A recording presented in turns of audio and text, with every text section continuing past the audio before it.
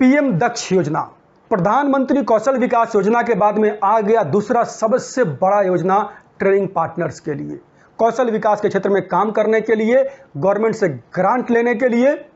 और अगर आपकी स्टैंडिंग है, आप में दम है, तो जितना मर्जी काम करिए, लेकिन ये है कि आपने एनजीओ खोल लिया है, 10 साल 20 साल से चला रहे हैं एनजीओ, तो गवर्नमेंट ग्रांट लेके आपके घर तक नहीं पहुंचेगी।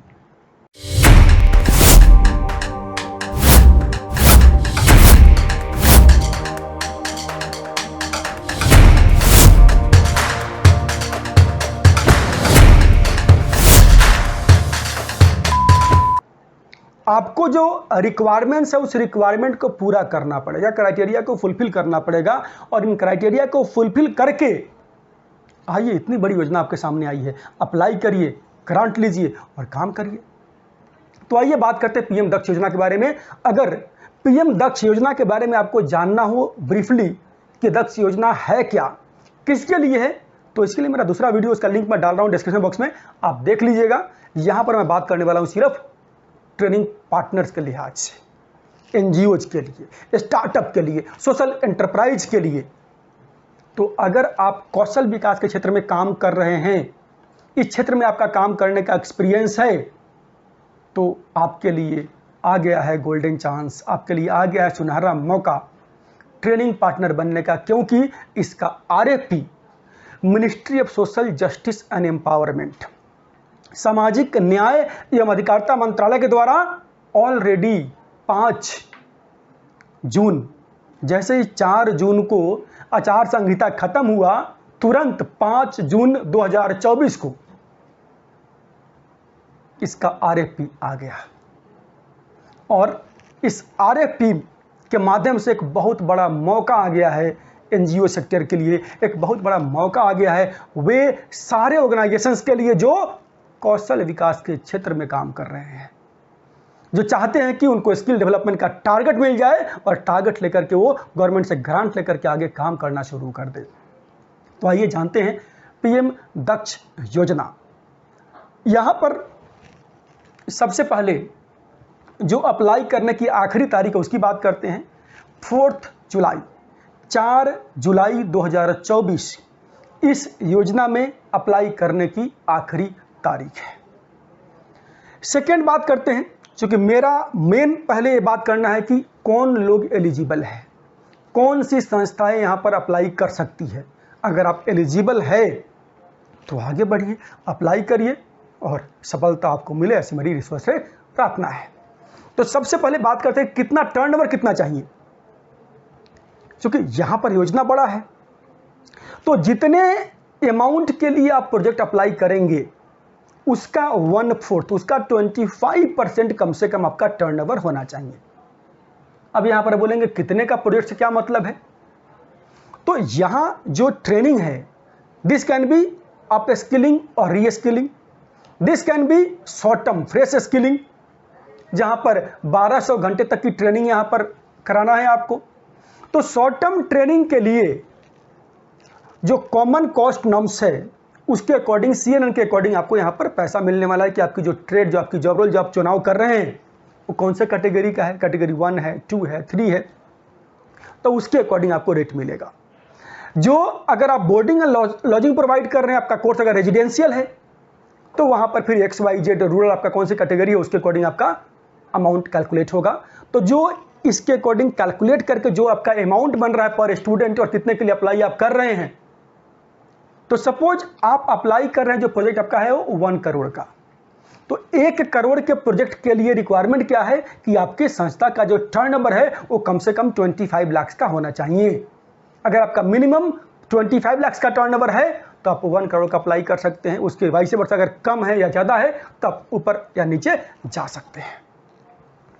आइए बात करते हैं कि क्या यहाँ पर किसी प्रकार के अनुभव की रिक्वायरमेंट भी है। जी हाँ, बिल्कुल, यहाँ पर आपके पास प्रायर एक्सपीरियंस होना चाहिए कौशल विकास के क्षेत्र में काम करने का, और जिनको आपने कौशल विकास किया है उनको प्लेसमेंट कराने का, यानी आपका ट्रेनिंग एंड प्लेसमेंट का रिकॉर्ड जितना अच्छा है उतने ही ज़्यादा चांस आपके पास है यहाँ पर आपके पास काम मिलने का। नेक्स्ट रिक्वायरमेंट जो आपका है कि आपके संस्था जो है 31 मार्च 23 को कम से कम 3 साल पुरानी 3 इयर्स ओल्ड होनी चाहिए। नेक्स्ट इज कि जो आपके संस्था का नेटवर्थ है of last 3 years, that net worth must be positive. आपका नेटवर्थ पॉजिटिव बना चाहिए। अगर मैं आइए एक बार ब्रीफली काउंट करता हूं, आपकी संस्था 3 साल पुरानी है, आपके संस्था का पिछले 3 साल का जो नेटवर्थ है वो पॉजिटिव नेटवर्थ है, आपके संस्था का ट्रेनिंग एंड प्लेसमेंट का प्रायर एक्सपीरियंस है, और जितना प्रोजेक्ट आप अप्लाई कर रहे हैं उसका एटलीस्ट 1/4 आपका एवरेज एनुअल टर्नओवर आपके संस्था का होना चाहिए।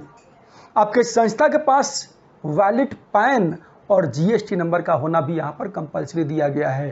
You must have pan card, you must have GST registration certificate.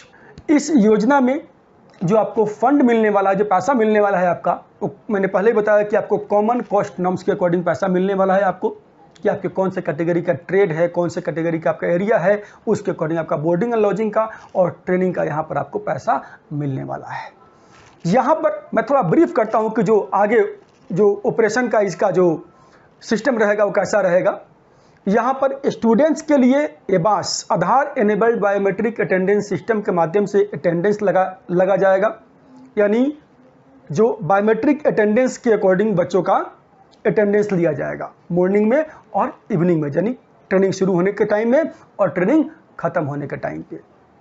इसके बाद अगर आपका बच्चा रेजिडेंशियल ट्रेनिंग ले रहा है तो उसको रहने खाने का फैसिलिटी प्रोवाइड करना पड़ेगा। अगर नॉन रेजिडेंशियल है तो जो बच्चे हैं उनको उनके टारगेट ग्रुप्स के अकॉर्डिंग उनको क्या मिलने वाला है, उनको स्टाइपेंड मिलने वाला है।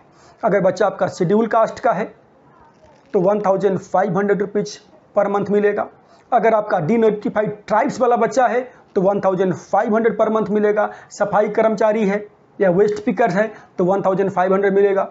अगर ओबीसी या ईडब्ल्यूएस का कैटेगरी का है तो वहाँ पर 1000 रुपीज़ पर मंथ का आपको यहाँ पर बच्चों के लिए स्टाइपेंड मिलने वाला है। और आरपीएल वालों के लिए ₹500 पर पर्सन का यहाँ पर स्टाइपेंड यहाँ पर मिलेगा। यहाँ पर 70% अटेंडेंस कंपल्सरी रहेगा। जो बच्चों का असेसमेंट है that must be done by empanelled assessment agency with NSTC के साथ में जो एम्पैनल्ड है उनसे यहाँ पर असेसमेंट कराया जाएगा। और जो बच्चे ट्रेनिंग लेंगे उनको प्लेसमेंट का सपोर्ट भी आपको प्रोवाइड करना पड़ेगा, क्योंकि वेज एम्प्लॉयमेंट बेस्ड मॉडल पे आपको ट्रेनिंग पार्टनर को काम मिलने वाला है।